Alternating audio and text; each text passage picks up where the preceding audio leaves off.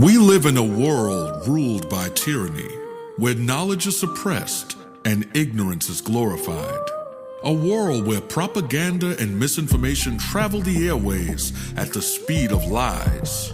But in the midst of the violence and chaos, a great awakening is taking place. And as the media empires continue to collapse, a new network is forming. A network of truth, a network of courage, a network of awareness. Peace and greetings. You are now tuned into the Network of Awareness podcast radio station, where we examine current events, politics, health, finance, and topics of cultural relevance in America and throughout the world, while bringing you insightful interviews with guests that will both educate and inspire you. And now, your host of the Network of Awareness podcast radio station, Aura the Informationalist.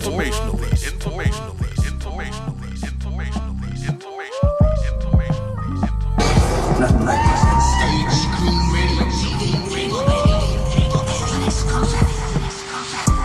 Please just tell me what's happening to me in plain English without the mumbo jumbo. my aura is a network full of awareness and gifts like Aura, the informationalist.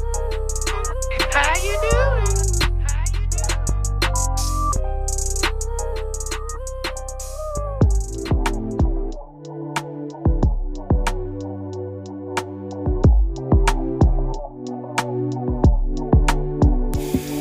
Yes, peace and greetings, brothers and sisters from around the world. This is Aura the Informationalist, and you're now tuned in to a live broadcast of the Network of Awareness. And if you notice, my broadcast is going to sound a little different today because I'm broadcasting live outside of the studio here in Mableton, Georgia. That's right, folks. And I'm using a different microphone. I'm using my Yeti Blackout series. So it's going to sound very, very, very different. So I hope that you can appreciate the fact that we're not in studio, but we're broadcasting live out of Georgia, baby. And all praises to the Most High in Christ. So with that being said, today's episode is episode 86. It's called Self-Esteem of the Self. And I got a very great guest that I'll be bringing on to the show, which I did a pre-recorded interview with that I'll be playing here in just a moment. And it's with Annie Delre. And let me tell you a little bit about Annie. She's a nationally board certified health and wellness coach who has worked with hundreds of clients to help them achieve their life, confidence, wellness, and success. Along with multiple certifications, she earned her bachelor's degree in psychology and a master's degree in integrative wellness coaching. Her master's capstone project was titled Health Coaching as an effective tool for managing stress and anxiety. Annie's is certified in multiple modalities, which is Integrative Wellness Coaching, Life and Success Coaching, Neuro-linguistic programming, clinical hypnotherapy, and emotional freedom techniques. She's originally from New Jersey and now calls her beautiful home in San Diego, California. And all the links in the description box for you to get in contact with her are on the description page.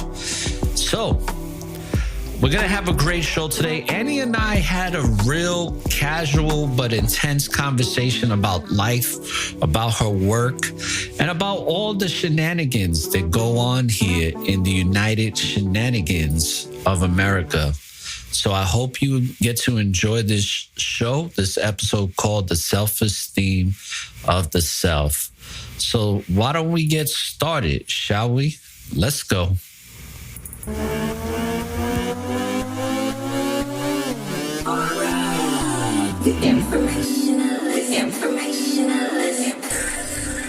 You are now tuned in to the Network of Awareness. Welcome to the show, Annie Delre. How you doing today? Fabulous. Fabulous. How are you? I'm doing well, and I'm glad to have you on the show today. So let's get this started because I have a lot to talk with you about. Do you want to go into your childhood briefly and just kind of let the listeners know what your come up was like, you know, as a child, and maybe some of the what your childhood was like, where you grew up, some of your aspirations as a child, and, you know, leading into your teenage adolescent years, and then we'll take it from there. Okay, sure. Great. So I was born in Jersey. Any Jersey people or East Coast people already got like an image in their brain, right? By the way, I'm very familiar with Jersey. So all the Jersey listeners, you got somebody from New Jersey. My daughter is technically from New Jersey, still out there as we speak. So shout outs to New Jersey, even though Jersey treated me probably the worst out of any state, but you know, all my listeners know that story. New Jersey. Yeah. So I grew up in a Irish Italian household, and parents are still together today. They had 6 kids. So I have 5 siblings. So anyone from a big family also gets a little peek into what that may be like. Let's see. We also, my mom was a strict Catholic. So we grew up in Catholic school. We went to public high school, but grew up in Catholic school. Like I was even an altar server, going to mass. We went to mass every Sunday. That was just what we were raised to do. What else? I went to high school and our graduating class was like less than 100 people. I was the 3rd graduating class. So even that was like, I was surrounded by mostly white people. There was like pretty much no diversity in my school, smaller than most high schools. And what county did you grow up in? This is in Mercer County. So Mercer County is a lot of white people. Yeah. A lot of white people. And something to keep in mind is like Trenton and Princeton are also, I believe, I'm like pretty sure, are also under Mercer County. So like that's a big difference in population. Right. But even thinking of Princeton, like where I live, I'm like 15 minutes from both. So you can go one way and get a totally different life than to... It's okay. Go in another direction. So it wasn't until I went to community college that I was like, finally a melting pot, like finally. And I don't mean like away from all these white people. That's not it. Just how do you grow if all you're doing is staying in one lane? It doesn't make sense. And how do you grow as an individual unless you're like interacting or culturally aware that things are even different, right? So it was very exciting being there. And then I moved to, I know I'm like probably skipping ahead, but I just want to compare to when I moved from Jersey to California. It also was so different. Like I was in San Francisco first, and I was hearing all these different languages just walking to work. Like it was so beautiful. It was amazing being around all these different people. So my life is much different than it was growing up. That's something worth mentioning. Well, let me ask you a question. Did you always want to be in the coaching field, or did you always want to be a psychologist? Yeah, I always wanted to help people. And growing up, no one really talked about coaches. I mean, other than in an athletic form, no one was, and that doesn't mean no one in the world, just no one in my life was talking about that. They weren't talking about that in school or anything. But when I started studying psychology, I realized this is very cool. What do I want to do with it? And then when I learned that there's a difference between therapy and coaching, I was like, oh, heck yeah, I want coaching. So I can take a minute to explain the differences because I'm sure that should be clear. Yeah, please do, because that's actually a question I was going to ask. I was going to say, how do the two mesh, if the two do mesh well, and what's the difference between the two, and how do you use the two different types of fields of industry that you've grown in and gotten your certifications and degrees in? Do you mesh them, or do they even mesh well? And has it helped you in your career? They definitely mesh because, you know, it's mental health. Coaching, you'll go into more physical than you will in therapy. But how I describe it is therapy is processing, unpacking, and healing from the past and coping with the present. How are you getting by today? While coaching is we do discuss the present. All we care about is the future. We may bring up the past, but only for a slight bit because it doesn't matter. And I don't mean that to demean or like to downplay the past. That's why therapy is just as important. Like, I think everyone should see a therapist. I think coaching is a luxury and therapy is a necessity. It is so important to heal from your past before you reach excelling. Because if not, it will hold you back in one way or another. So like, for example, if one of my clients goes into a 2 to 3 minute story about something from the past, I would gently stop them and I would say, I appreciate the background, but what did you learn from this? Because that's all that really matters, at least in coaching. So we don't want to process or like unpack the past too much. We really want to talk about what are you doing now and how are we planning for your success in the future? Right. You live in San Diego, California now. How's it living in California? Because I used to want to live in California. I've been to San Diego.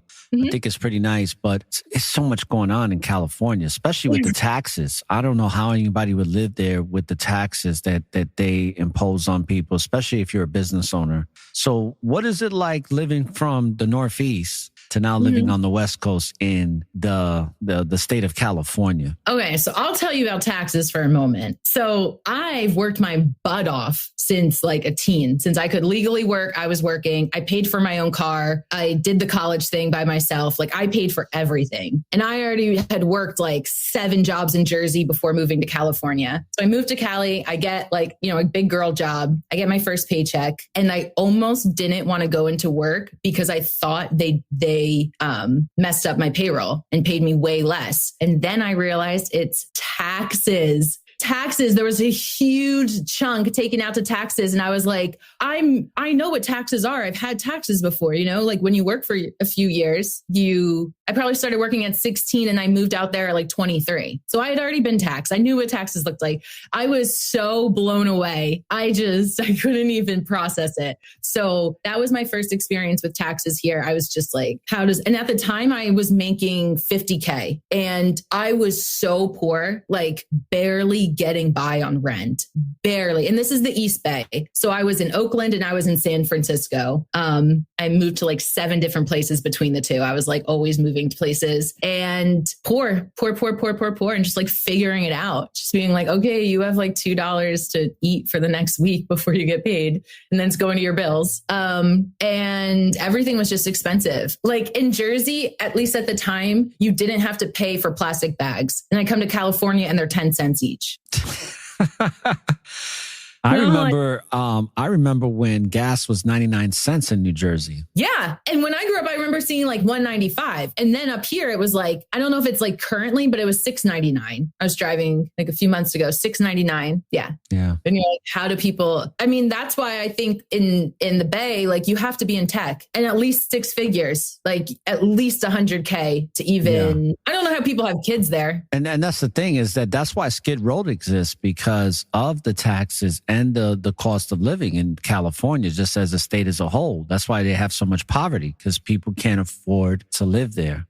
But how was the culture like? Because, I know what New Jersey's like, okay? And you grew up in an Italian-Irish family. So what was it being an Italian-Irish girl from New Jersey now being a young 20-something-year-old in California, which is California's a whole different culture. For sure. And I will say, and I don't even know if this comes off wrong, but pretty much everywhere I lived, I was the only white person. I was, and I didn't have a car, so I was walking everywhere. So I stood out like a sore thumb. See? Sore thumb. Thumb. Yeah, you stood out, but yeah.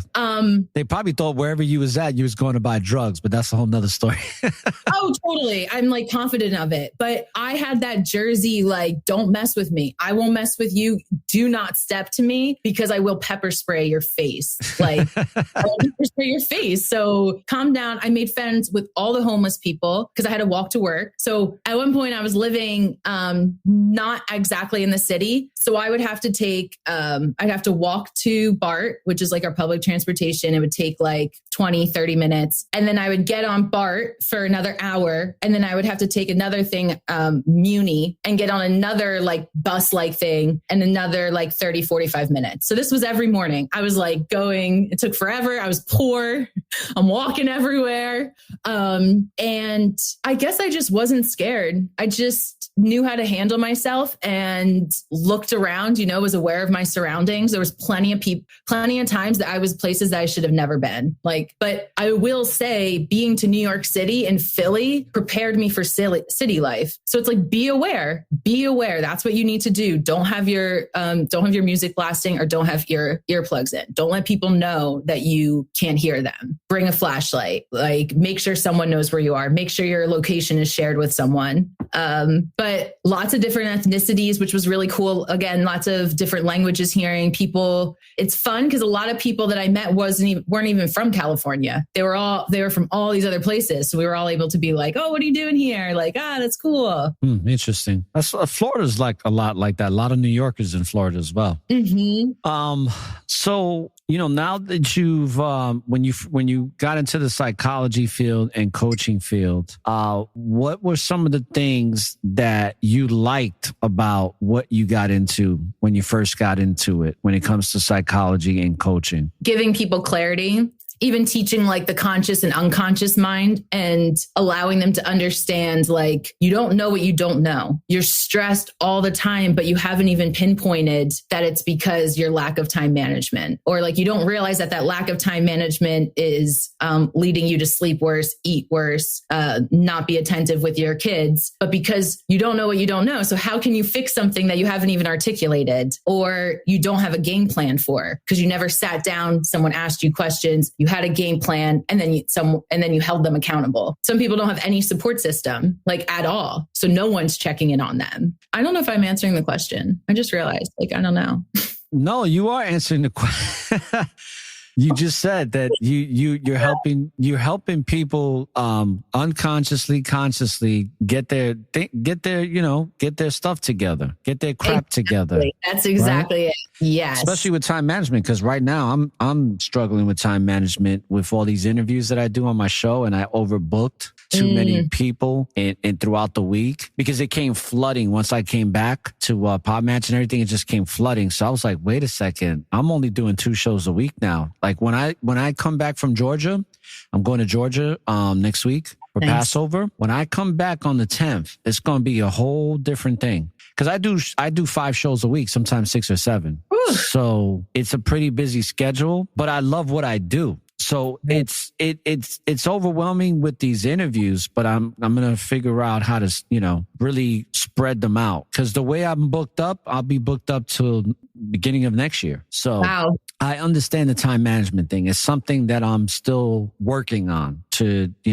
really, the good thing is that I work from home. So I don't have to be in an office and have some lady looking at her watch every time I walk in and all that corporatocracy stuff that I do not miss at all. Yeah, I don't miss none of that stuff. So, and speaking of that, I remember talking to you about the pandemic. So let's talk about that because, you're a wellness coach and I can get on here and we can talk about all the wonderful things you do with the coaching and stuff. But I think that you can talk more about what you see as a psychologist and as a coach in today's society, and people can really get a better education on what your perceptions are based on your experience and your education on what we're dealing with these days. Because it's insanity. I call this place the United Shenanigans of America.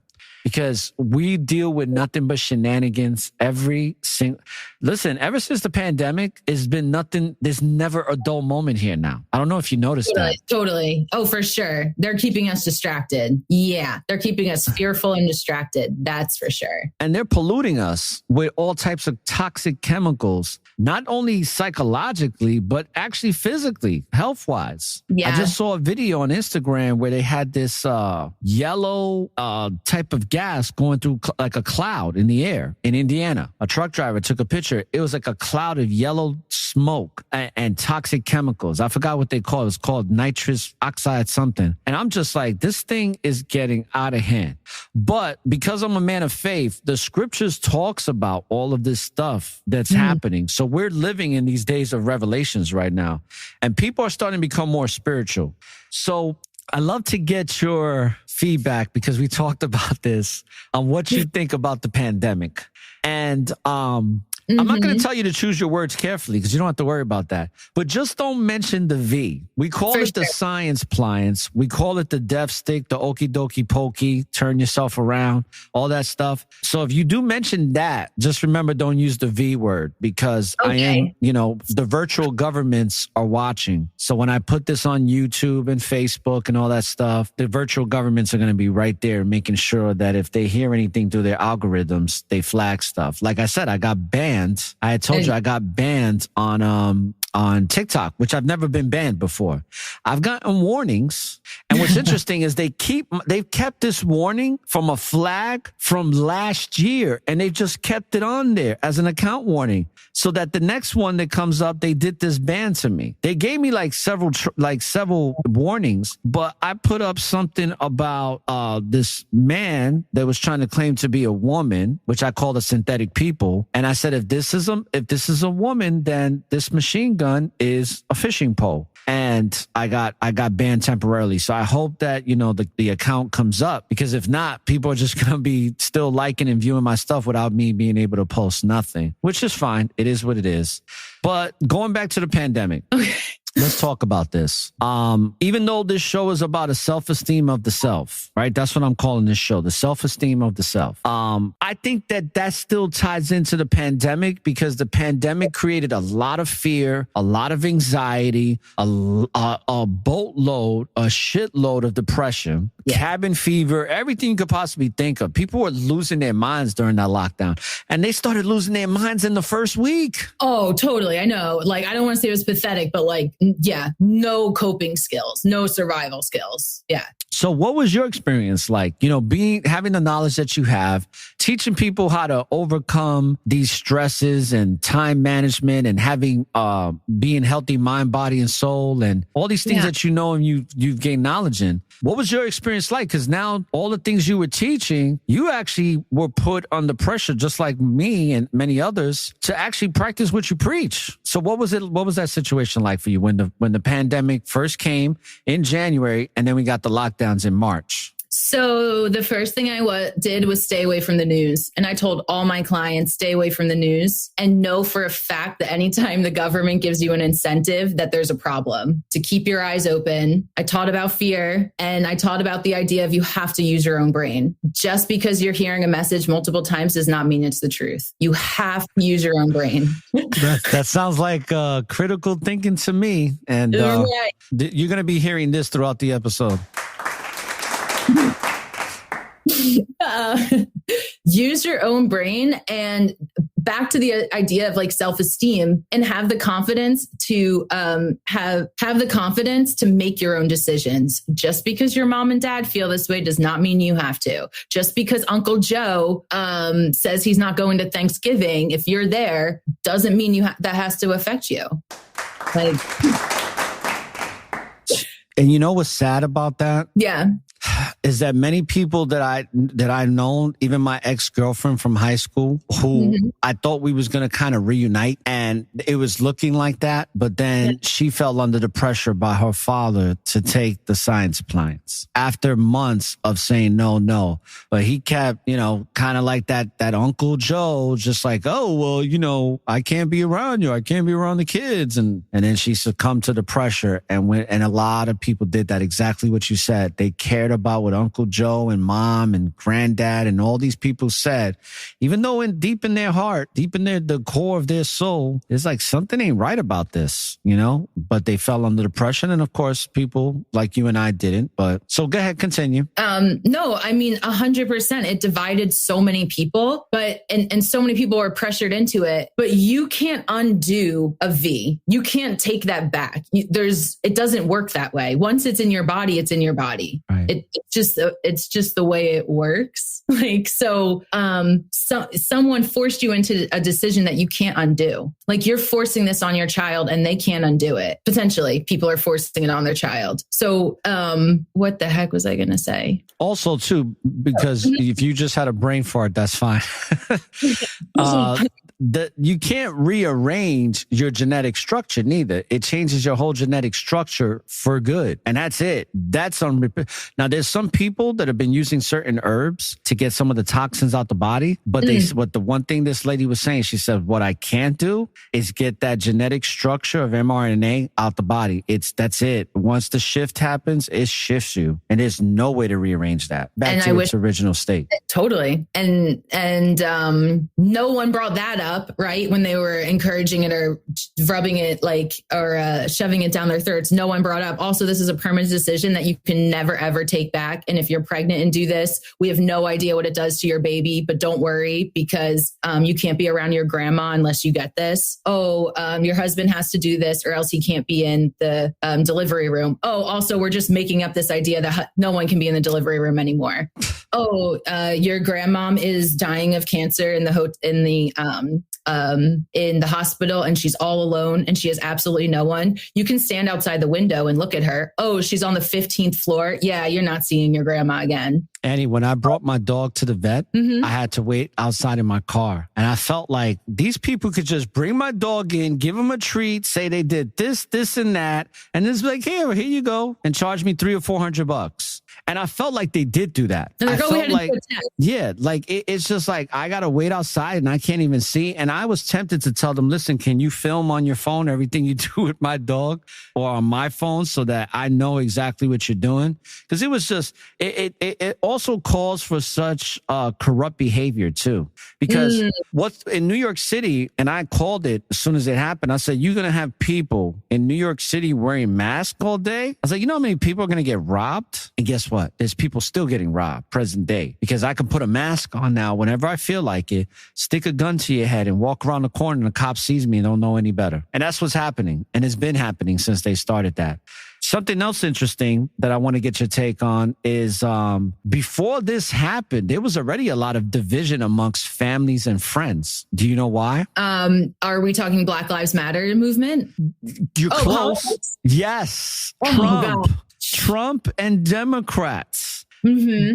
Family ties severed for life over this nonsense. Yeah. I've seen it. I had so many conversations with business owners that they were like, me and my wife don't talk to her brother or wife anymore. I don't talk to my sister no more because my sister's a Democrat and I'm a Trump. And it was like the division. Yeah.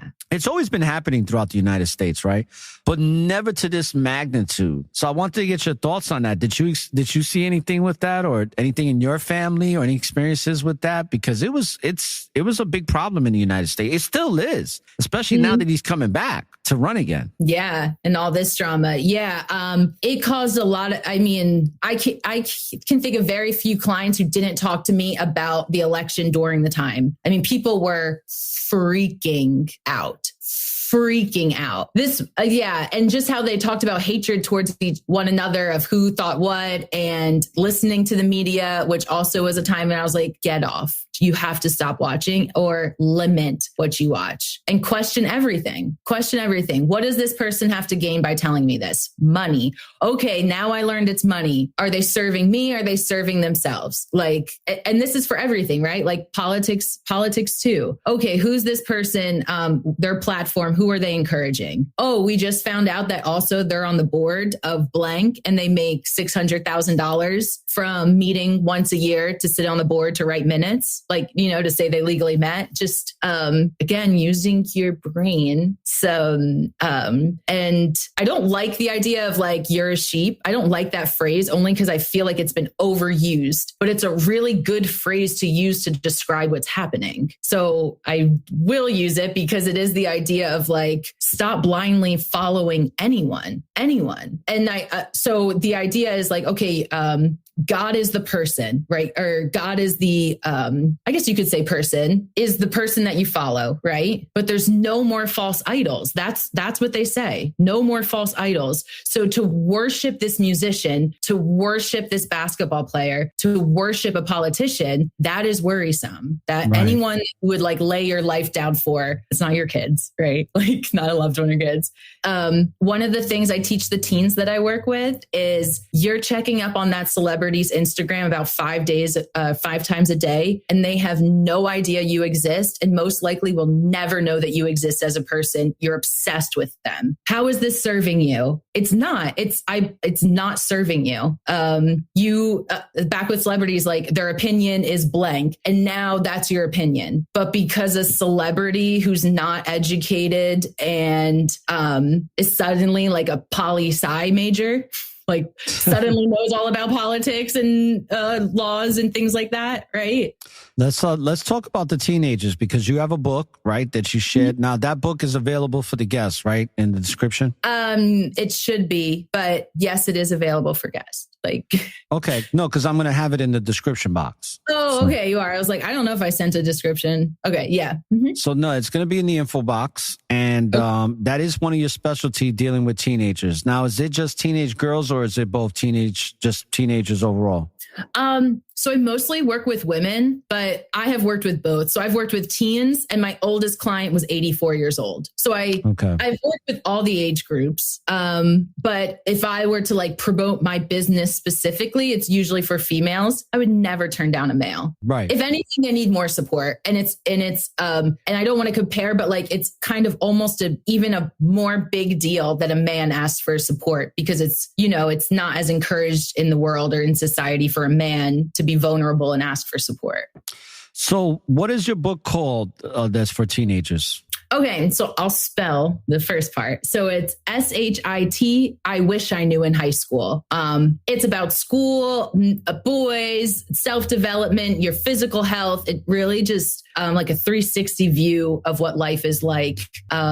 And it's appropriate for people of all ages. Right. I mean, the adult that read it loved it, and it's applicable at all ages. But I originally wrote it for my sisters when they were freshmen in high school. So it wasn't meant for the public. It was meant for them. It was meant for like really personal stories, silliness, our inside jokes.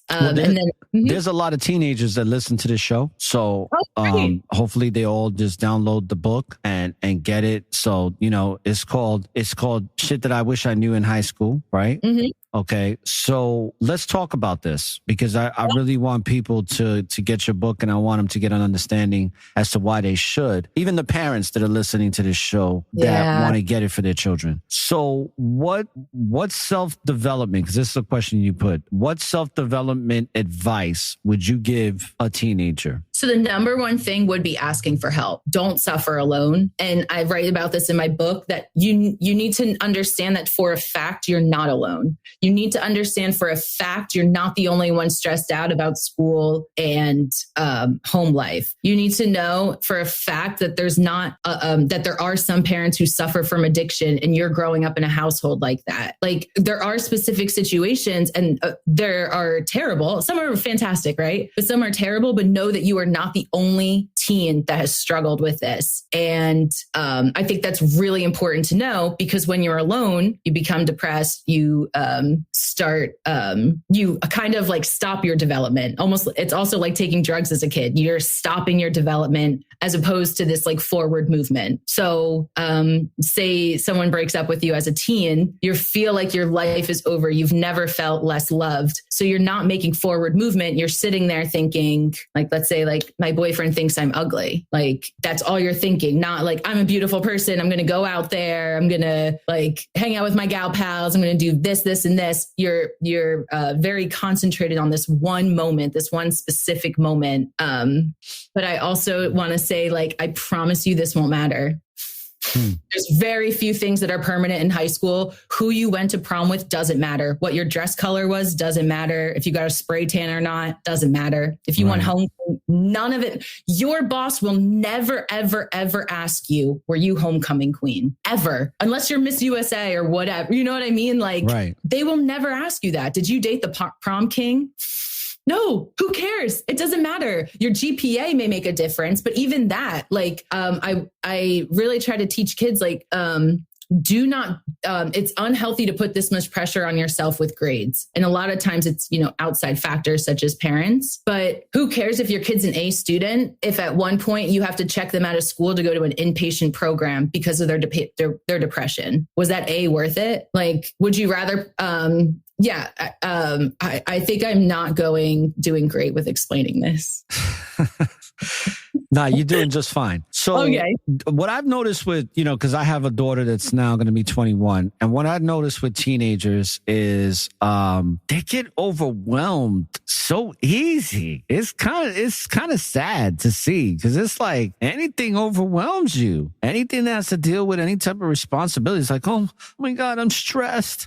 I feel so much stress. And it's like, what do you know about stress? Like when we was teenagers, it wasn't stressful. Like it's just stuff you dealt with. And it's like we've pampered these teenagers now so much, where it's like they can't. Another thing too is they can't function without a cell phone. Take a cell phone away from a teenager and it's like it's literally death. Like it's almost like you just cut off oxygen to their brain. You know what I mean?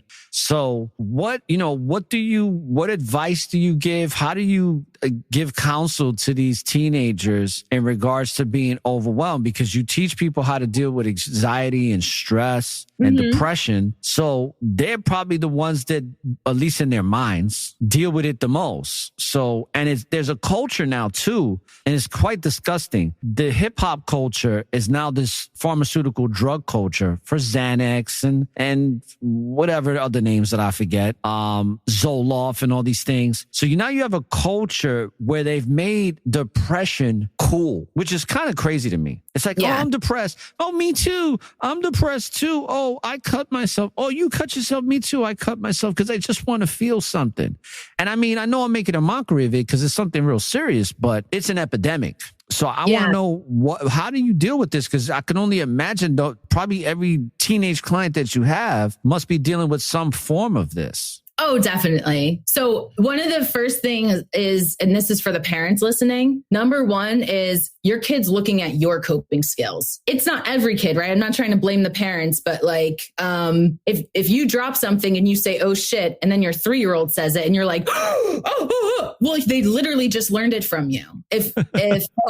Right. And I don't mean that cruelly. I mean like, you're being watched. This is a person that worships you at certain ages, right? Well, some ages they're like, all right, forget you, but they already grew up with you and they already saw your behaviors. So let's say single moms who date a lot of men and have a lot of sleepovers, and your daughter grew up around that. Well, then it's not weird to have boys sleep over, and it's not weird to date a lot of men because that's what you grew up with. You see your mom smoking cigarettes and having a glass of wine every single night. Well, that's the norm. Oh, people don't come home from work and drink a glass of wine. Like that's not how you unwind, as opposed to the mom who comes home and has a meditation practice and does some yoga and you see her eating salads. Well, that's the role model. They're looking at that. So I would say one of the things is just for parents to know that, and whether the kids consciously or unconsciously know, they're acting like their parents. They don't want to say they are, right? I'm not like my mom, but it's like, but did you realize, like, now that you're starting to build mindfulness around it, do you see how there's some similarities, right? And for the people struggling with anxiety, number one, get off social media. And if you can delete your accounts, do it. I can think of like 1 or 2 of my clients who went through and deleted it, right? No one, like for the most part, everyone's resisting that. Then my next homework assignment is to go through every single person that you're following and unfollow the people who don't bring you joy. So that girl from your dance class who's skinnier than you, has blonder hair and has a hot boyfriend, and you see the pictures and you're like freaking out that she looks great in a tube top, or like, let's say like they have bigger breast, or they are dating the prom king. Why are you upsetting yourself? What is this? What are you doing? You're following anyone with like super strong opinions too, that's going to get you riled up, that doesn't serve you. Because you're like, oh, I was only scrolling for 3 minutes. Why am I so anxious? Well, you watched 2 videos of someone screaming about blank. Like, of course, that's going to make your heart beat faster. Of course, you're going to be annoyed. And you probably won't even realize after you sign off that you are that annoyed from it. So for the next 30 minutes, you're like huffing and puffing around and you drop your pen and it's a much bigger deal than it would be before. Well, you just riled yourself up unconsciously. So everything's setting you off, because whether you know it or not, you planted that like bad feeling or anger, and your body's still holding on to it because it didn't realize like, oh, we're over that. If that makes sense. So if you have the courage, get off social media completely. If you're not ready for that step, or you want to take one step, is to unfollow every single person that doesn't bring you joy. And I really mean every single person. So if you don't read their name and smile, it's time to unfollow them. That's some interesting advice, because I never heard it said like that before, but it makes absolute sense. The only reason I got on social media in my 40s. So I never was because social media didn't really come into play until I was in my early 30s, late 20s. And it just was like, I remember not wanting to be on social media because I didn't want some ex-girlfriend or a girl that had a crush on me looking for me. You know what's crazy is that when I got on Facebook, I had a girl that had a crush on me when I was in the 7th grade, that literally when I opened up a page, she was like, hey, and of course she called me by my government name, and she was like, this is so-and-so, what you doing? And next thing you know, she wants to hang out with me and stuff. And I'm like, people are crazy, but exactly what I thought is exactly what happened. And I just wasn't into it. I didn't want to put myself out there, but I kind of somewhat regret it, because I wish I was a little bit more educated on social media to know it better, to promote what I have going on now, which I do, but I just wish I was more acclimated with social media, because it was like it's like a learning curve for me still to this day. There's so much fun. Yeah. And it's a very toxic thing, because I haven't really been much on social media. Like, I actually stood away from social media for 14 days, and it was nice, because it can become very addictive. Even if you're doing it for business, it's like you go, okay, I'm going to put these posts up. And I actually now have a social media crew that's helping me. So that's helping a lot. But you go on there, you're like, oh, I'm just going to put these posts. And then I'm like, I just start scrolling. And next thing you know, an hour or two passes by, and I've just been watching a bunch of videos. And I'm just like, damn, where did the time go? Where did the time go? Right. And then people say, I don't have time. Oh, I don't have time to read. But you had time to scroll for 45 minutes. And I'm not saying this pointed to you. I'm saying in general. No, absolutely. And also too, like people like some of my friends that are in their mid 40s or early 50s, that they don't watch like regular content like me. I'm watching content like spiritual stuff, educational stuff, historical documentaries. I got some friends that are watching a young, 20-year-old shake her butt in her yoga pants. For sure. And it's crazy how those types of girls and guys too, they have millions of followers for just shaking their butt or doing some stupid dance. And most of them are miserable. Most of them are miserable. And people don't think of that.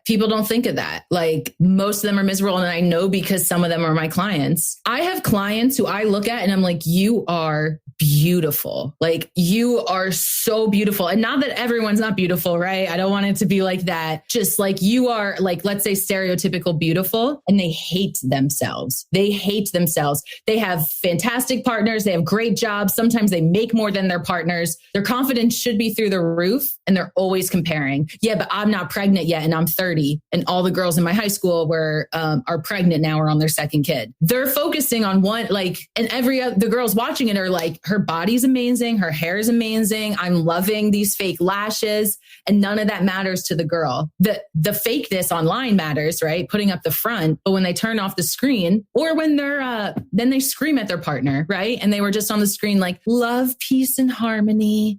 I'm going to go kiss my man. There was one lady, I don't even know who this is. Like, my sisters were telling me about her. It was a girl who like always is cute with her dog online. Like, oh, that's her big thing, right? And people love dogs and people like cute girls. And then videos came out of her hitting her dog and screaming at the dog. And that's how she really is with the dog, right? But people didn't know that, because on screen, she was this really cute, my dog's the cutest, look at us play around. But like, we really have to think about, it is so easy to be fake for 2 minutes on a video, for 30 seconds on a video. It's so easy. Right. Even tarot actors can do it. So thinking like, okay, you just saw, let's put all of their lives together. Let's put all their posts together. This person was online, let's say for 1 hour doing different things. But what were the other 23 hours of their day like? You saw 1 hour. You saw a glimpse of their best side. So keeping that in mind. That's a big problem with a lot of people, because even people that share their marriages online, it's not all what it's cracked up to be. Look at that guy that killed his wife and and his 2 daughters from Colorado. You know, you've heard of that story. It's big. It's like they have a Netflix special on it and Hulu. Yeah, the guy that was in Colorado that cheated on his wife,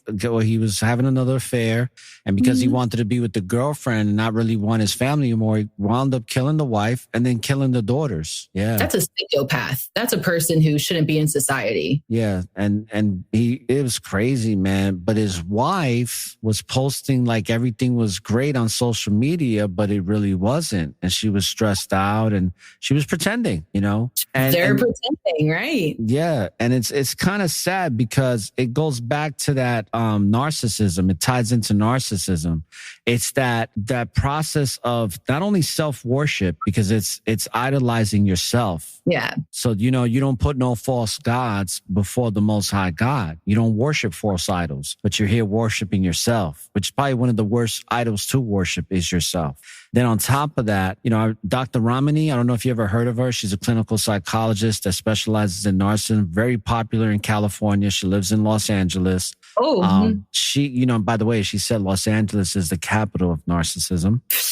Easily. Oh my gosh. Yeah. I refuse to visit. I refuse to take speaking events there because I'm not going to LA. Truly. Why? I've turned things. Why do you refuse to do speaking events? I think that place is evil. I do. Yeah, for sure. I mean, Hollywood is satanic. So like, that's for sure. I really 100% agree with you. I do. I don't even want to breathe that air. And I know that sounds probably so dramatic. I don't even want to breathe that air. None of LA is attractive to me. The glitz, the glamour, the thought of running into a celebrity, none of that is attractive to me. I had a friend go down there in 2003. He said that as soon as he walked into Hollywood Boulevard, his stomach started hurting. He said the energetic field was so intense that it made him like get this nauseating feeling in the stomach because the level of malevolent dark energy that's there is off the chain. Yeah. But because one of the things she said was, she said the narcissist used to have to go out to manipulate and to gain their validation, right?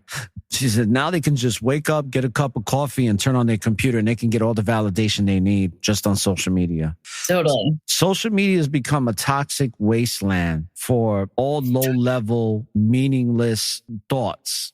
It lacks, it supports, and this is the thing about your clients. This is what your clients are going through. You said they're beautiful, they're this and that, but they still feel depressed. They feel like they're lacking because they're the friends that are in their early 30s. I dated a woman like this that was in her early 30s. And she kept pressing me because, you know, I was already, when we were dating, I was 42 years old at the time. And she's like, do you want kids? I was like, I had a kid already. I'm good, you know?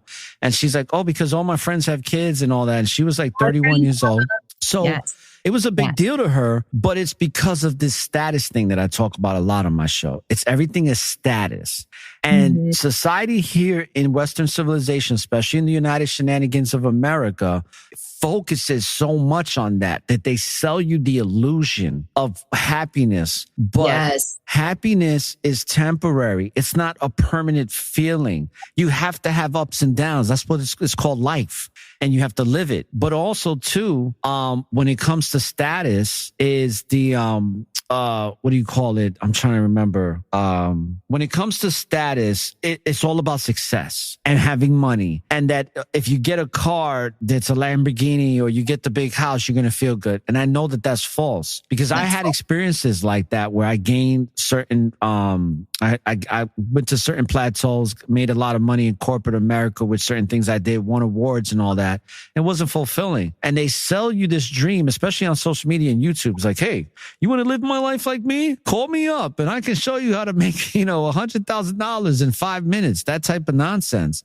Totally. And people gravitate to that. And I have a show that I did, and I have a series that I'm doing too, called Being a Man of Worth instead of being a man of success, because success is temporary.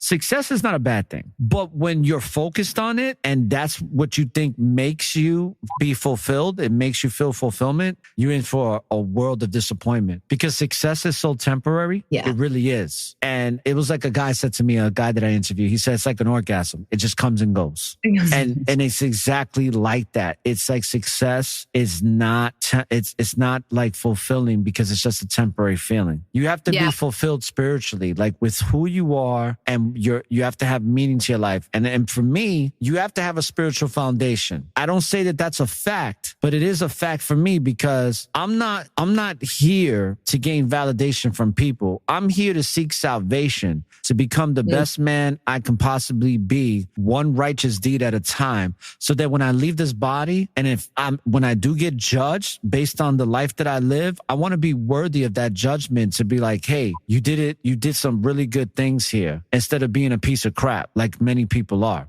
That's why a lot of narcissists, I don't know if you ever heard this, but a lot of narcissists, when they're on their deathbeds, when they're like in their nursing homes, they get visited by demons before they die. And they go into a lot of like hysteria and panic because they're like, holy smokes. Because they ruin so many lives. They destroy so many lives that it comes back to haunt them. Totally. It really does. And the idea of like, what do you want people to say on your deathbed? Right. So do they want to say, and he was in corporate for 35 years and he made $600,000. That's what you want people to say at your funeral. You know what I mean? You want to be like, he was there for the baseball games. My dad was very forgiving. He was a good man. He started a baseball league for at-risk youth. Like, you don't want to say, my dad was a corporate man. He worked 9 to 5, sometimes 9 to 8 to 10 p.m. And he lived in a mansion and he made whatever a year. Right. That's not what you want to be known as. And just meaning, or like, and my mom, she had fake boobs and she had the finest hair and she drove a great car. Is that what you want to be known as? Like, come on, this is pathetic, people. But that's what they're obsessed with during the day. So it's like nothing changes if nothing changes. I can tell you live in California. Just really? Like some of the content you're bringing up, like some of the topics of discussions or things that you're bringing up in this discussion. I'm like, she lives in California because that's the fake boob capital of the world. Yeah. And it's just, I mean, like, I'm even thinking of like the lip plumper or wanting to get fake lips. Like lip plumper. Oh. Yeah. I have a family member, I won't say their name, that's married to a woman that's plastic surgery out. And I think she's in her 50s now. And it's so sad. It's so sad that people are not comfortable with their own skin, that they feel like they got to enhance certain things. And it just makes things worse down the line physically. Oh, What are your thoughts on narcissism? I remember saying to you, let's talk about it a little bit, because you are a psychologist. So I know you know a lot about it, right? I mean, It's not your specialty. Studied it quite a few. Yeah. But what is what can you share with the audience? Because I'm going to tell you something. My audience loves my narcissism shows. Like, that's the most highly rated, listened to shows. Okay. And if I was a narcissist, I would probably do every show about narcissism, but I'm not. So you're hilarious. Totally. If I was to do narcissistic traits, I would also.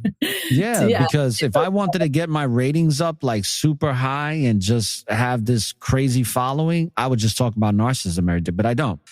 But what is your take on narcissism? Like, what have you learned through your experiences dealing with it, and also through your educational background and studying it, and, having the academic understanding of what it means in the psychology world? So the first thing I teach people is, if you love a narcissist, you need to fully accept that you can only control yourself and you cannot control them. And this is a thing called boundary setting. And then we talk about boundary setting. So the answer is, or I don't want to say answer, but a solution is cut them out of your life completely, because they're not serving you. They're energy suckers. But for some people, it's like, well, we have kids together, or I don't believe in divorce. We're staying together no matter what. But you're making that choice. That's all I'm saying, is it's a choice, right? And you can only control you, not them. So your control is, what environment are you in? You're staying in this environment. You cannot control them, and you're staying in this environment. So what are you going to do? And be in the acceptance phase. They will most likely never change, especially if they're not admitting that they're a narcissist.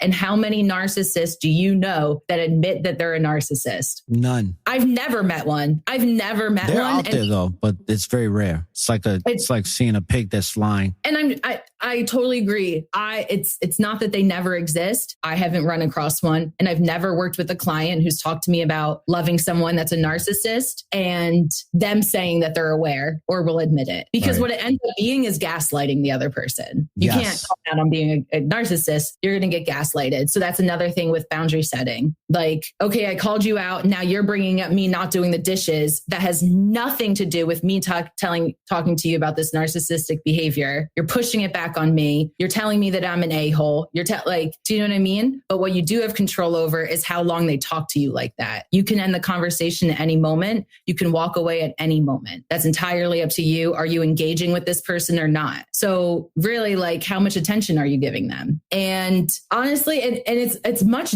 different because it's with different relationships. So it's much different when it's your child that's a narcissist, like, or your child is showing narcissism, because you can't really get rid of them, right? But you do have control over who's your partner, especially if you're dating. So you haven't made a commitment. You haven't made a bond, a marriage bond. You are dating with them. And here you are thinking they're going to change. I called them out on this behavior and they said, oh, I'm so sorry. Oh my gosh.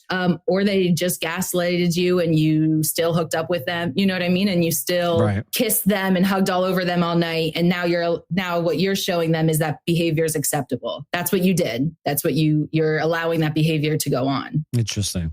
So, I'm going to wrap things up, but before I do and end the show, is there anything that you want to cover or talk about, or even, bring about in your final comments, and you can take as long as you want, that you want to leave the listeners with that we didn't get to talk about, or just some final comments? I'd actually really like to just remind people of the idea of you only have control over yourself. So like same with coping techniques, you only have control over how you handle that situation, not the other person. So you can't control them yelling at you, but you control your volume and your tone of voice. I'm trying to think of other situations where I'm not doing great at it.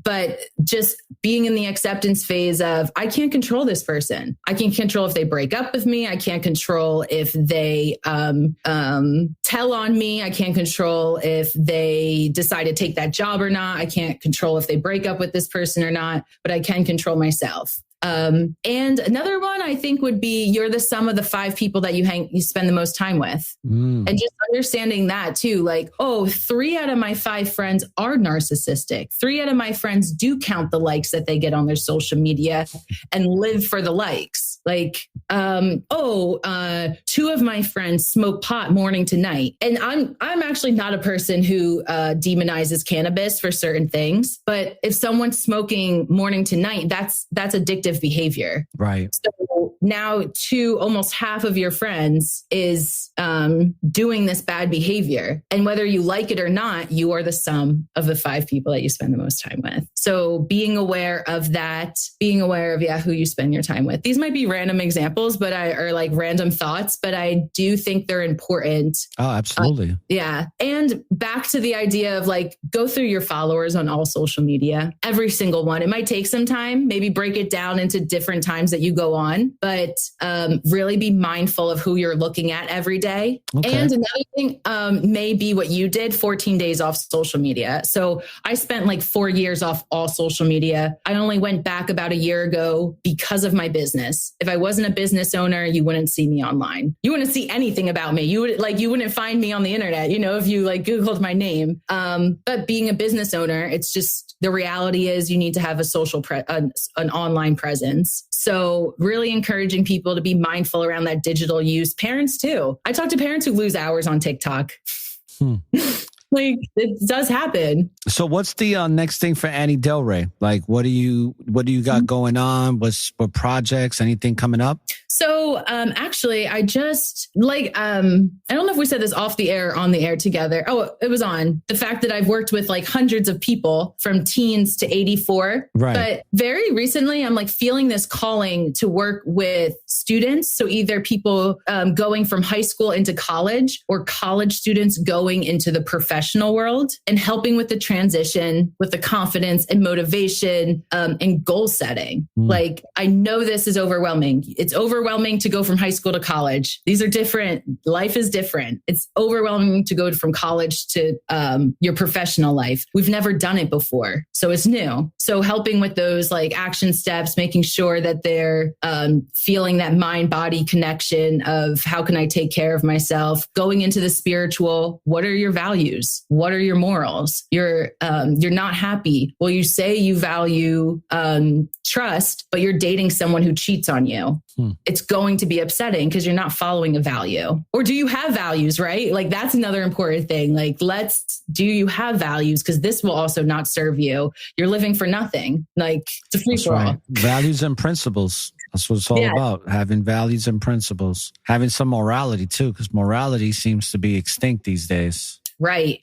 No moral compass. And like, look for the light, stop looking for the darkness. I promise you will find the darkness everywhere, but it's up to you. What can you control, right? You can't control what the news is saying. You can't control what your best friends are saying, but you can control what you look like, what you look at online, and you can control how you act. Right. All right. So, Annie, I want to thank you. You did a wonderful job. And I want you to come back because I'll have some other topics to discuss with you that I know you can give your input on. And so, brothers and sisters that are listening to the broadcast, and if you want to learn more about Annie and want to get her book, the links are in the description. The links to her site are in the description as well. Especially if you're graduating from high school, going into college, or if you're getting out of college and transitioning now into the professional world, about to start a new career, definitely seek out Annie Delre. And we're going to end the broadcast there. And I thank you very much for your time. And we'll end it right here. Just give me a second. Thank you. Oh, yeah. You're very welcome. For having me.